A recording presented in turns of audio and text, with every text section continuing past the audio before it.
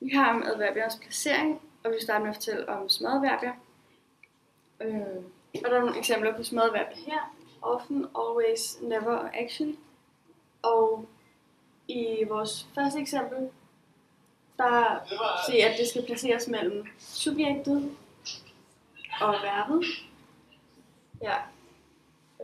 Småadverbier kan også placeres efter første hjælpeverben, som i vores eksempel her.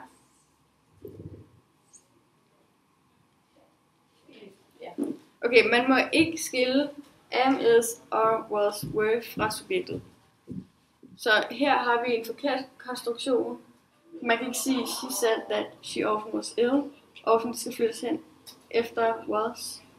Så det hedder, she said that she was often ill. Okay, så har vi modsadverbier, som adverbier som slowly, quickly, friendly og badly. Og de skal placeres efter verbet.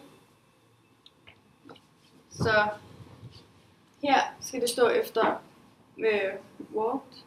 Så he walked slowly. Eller også så skal det placeres efter verbet og objektet. Så man siger, he turned the corner quickly. Ja. Og så skal man huske, at man ikke må skille verbalhed og objekt. Okay, og så har vi længere adverbielle udtryk, og det kunne være a moment later for some reason, og a few minutes later.